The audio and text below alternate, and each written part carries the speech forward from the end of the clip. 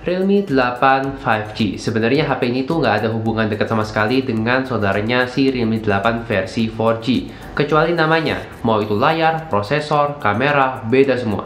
Bahkan kalau kita lihat sekilas harga keduanya, ya sebenarnya nggak masuk akal karena versi 5G-nya itu lebih murah 400.000 dibandingkan versi 4G-nya. Maka dari itu, di video kali ini kita akan ngobrolin soal Realme 8 5G. Kenapa dia bisa murah, apa saja yang di-cut dari versi 4G-nya, seperti apa performa dan user experience-nya, dan apakah Realme 8 5G ini layak untuk kalian beli. Di Indonesia, Realme 8 5G ini dibanderol dengan harga 3 juta kembali 1000 dan hanya memiliki satu varian yaitu RAM 8GB dengan internal 128GB.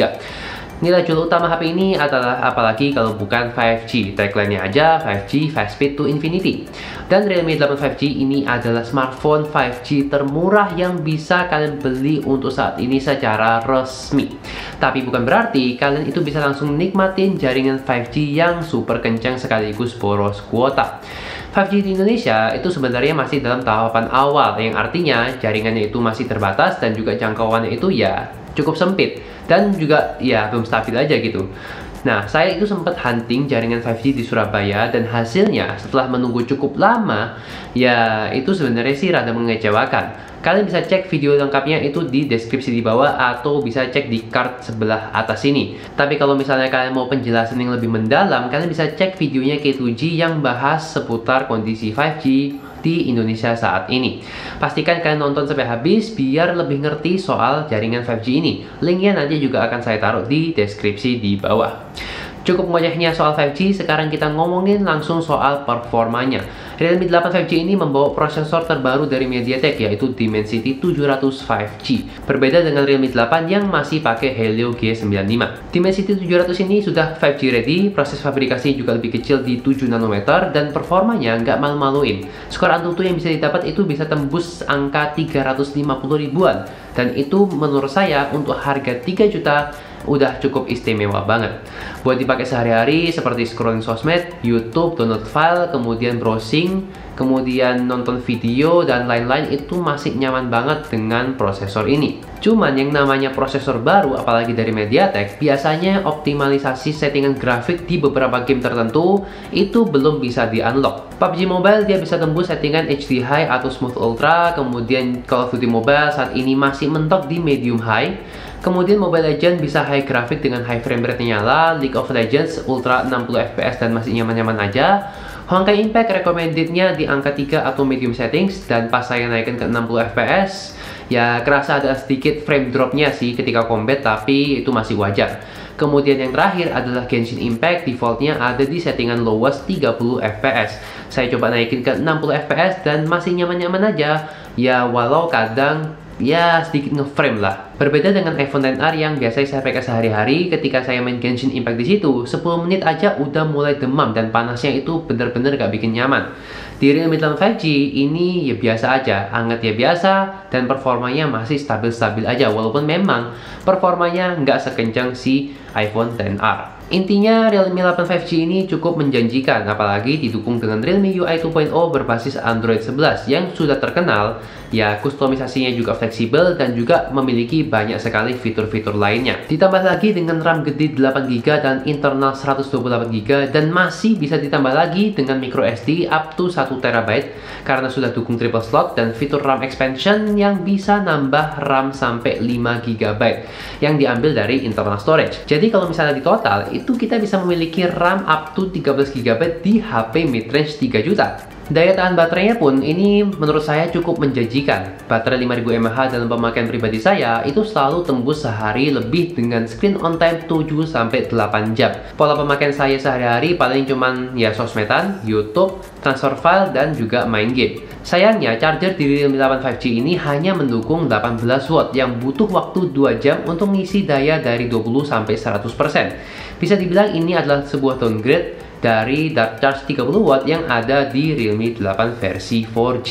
Layarnya pun berbeda daripada saudara yang lain, yang mereka udah pakai AMOLED. Di Realme 8 5G ini masih menggunakan panel IPS Full HD Plus dengan ukuran 6,5 inch dan memiliki refresh rate 90 Hz yang selalu saya aktifkan. Ukuran layar dan baterai boleh gede, tapi bobot HP ini kerasa ringan banget, hanya 185 gram aja. Dan ketika saya pakai, memang ini berasa enak banget, berbeda dengan Poco X3 NFC saya yang sebelumnya, itu yang bener-bener berat banget dan gak enak banget ketika dimasukkan ke dalam kantong. Cuman bodi plastik yang glossy di bagian belakang ini sering bikin kesel karena memang gampang kotor dan nempel sidik jari. Satu hal lagi yang di-downgrade oleh Realme di versi 5G ini adalah kameranya. Resolusinya turun dari 64 di versi yang 4G ke 48 di versi yang 5G dan tidak ada kamera ultra wide-nya. Memang kalau kita lihat kameranya sekilas ada 4 kamera, tapi kalau kita perhatikan lagi, 2 kamera di bawahnya itu adalah lensa makro dan depth sensor 2 megapiksel yang ya sebenarnya nggak begitu berguna, dan lingkaran di kanan atas itu hanyalah tulisan AI.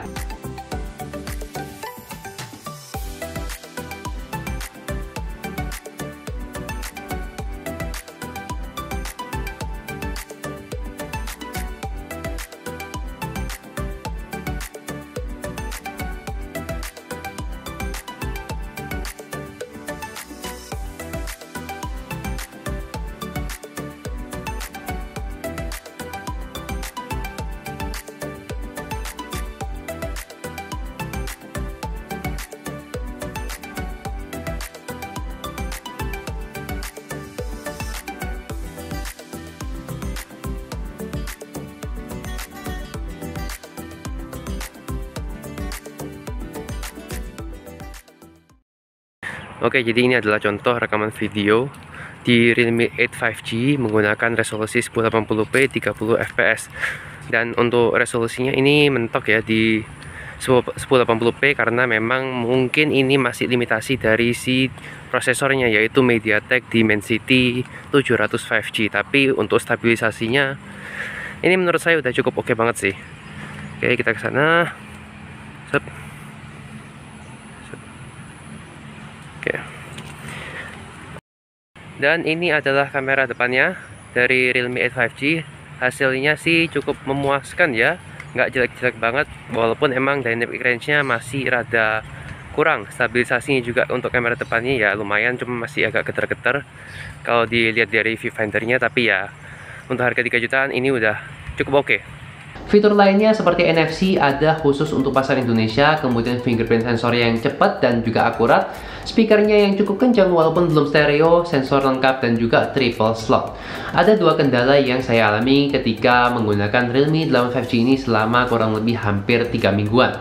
Pertama, ketika saya bermain game rhythm, contohnya seperti di 4DJ. Touch responsnya sih sebenarnya nggak ada masalah, cuman kalau udah masuk ke beat yang cepat dan juga note yang makin rame, entah kenapa rasanya itu malah sering nge-frame. Kemudian yang kedua, terkadang saya itu merasa tiba-tiba nge-lag saat scrolling di bagian UI-nya. Seperti ya scrolling di bagian home screen dan juga Google Feed, itu rada lemot-lemot aja gitu. Kayak seakan-akan refresh rate-nya itu tiba-tiba turun ke 30 Hz. Nah, untuk solusinya saya itu restart HP-nya, kemudian dia balik seperti normal lagi. Ya, semoga hal ini diperbaiki lagi ya di software update ke depannya. Lalu pertanyaan terpentingnya adalah apakah Realme 8 5G ini worth it untuk kalian beli?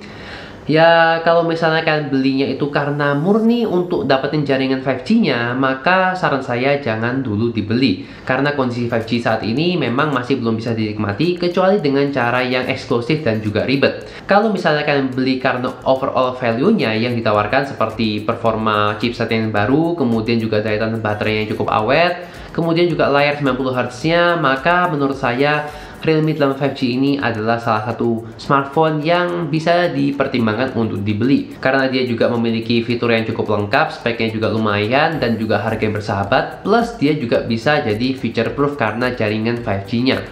Untuk alternatifnya mungkin kalian bisa lirik Poco X3 NFC karena dia juga kebetulan udah turun harga dan memiliki spek yang menurut saya juga nggak kalah jauh dengan si Realme 8 5G ini. So mungkin sekian dulu aja untuk review singkat saya soal Realme 8 5G ini. Kalau misalkan suka dengan video seperti ini, silahkan jangan lupa di like, dan juga di subscribe channel ini untuk mendapatkan video-video terbaru seputar gadget dan juga teknologi. Kalau misalnya nggak suka, monggo dislike aja nggak apa-apa, dan kita akan ketemu lagi di video yang lainnya. Jane!